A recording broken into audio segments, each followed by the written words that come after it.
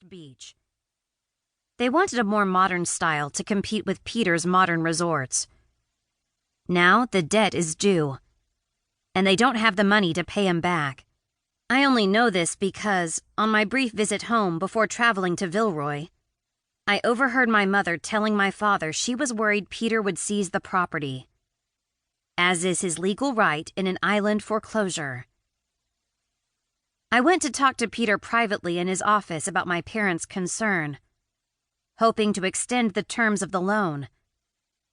That's when he told me not only would he seize the property, which would only put them further in debt from the loss of income, he'd let everyone know they have debts they renege on, and now they must raise taxes exorbitantly to keep things going. He would shred their reputation, painting them as rulers with no honor. All of this is aimed at starting an uprising against the monarchy, which he vowed to topple. And then he made me an offer. Marry him, make him king, and the debt is forgiven. All of our properties will be consolidated under his control, and he'll make sure they're all profitable and modernized, thereby ensuring a thriving future for Beaumont. What choice did I have? I must save my family and my kingdom. Monarchies are a dying breed, and I won't allow mine to be extinguished while I draw breath.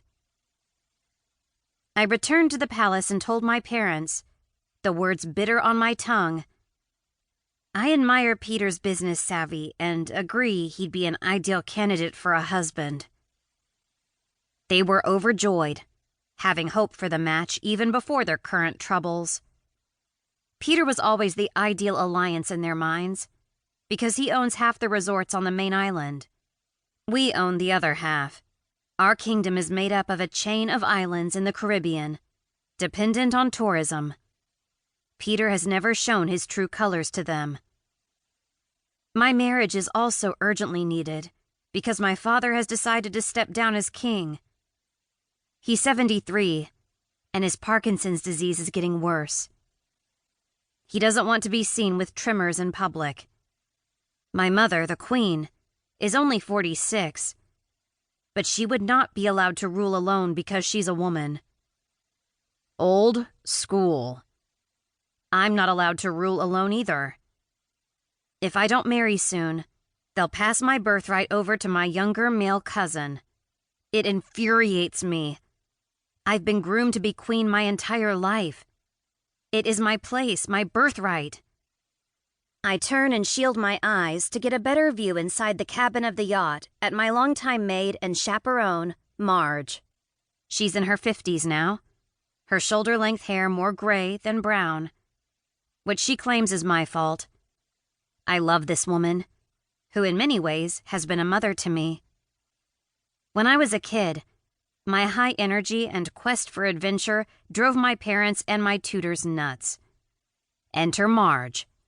Strict and no nonsense, she was charged with the impossible task of keeping me on the straight and narrow. She's been with me since I was shipped off to boarding school at 9 years old, all through college, and reappeared when my parents discovered I was staying in the U.S. for my MBA/probation. She appears to be sleeping sitting upright on the sofa. Poor thing. She said she thought she might be coming down with something. Her throat is sore. I go into the cabin, and her eyes slowly open. Polly, where is your veil? It isn't proper, and too much sun will give you wrinkles. She's the only staff member who addresses me by my preferred name and only in private. Otherwise, it's Your Highness, Princess Mary, or Ma'am, like everyone else. The sea breeze stole my veil. I fib. I always try to ditch the veil, required of single royal women in my kingdom, when I'm away from home. This is an old argument of ours. She feels the need to point out the lack of veil to do her chaperone duty, knowing I'll have some excuse. She harumphs. I sit next to her and press the back of my hand to her forehead, checking for fever the way she always does with me. You feel a little...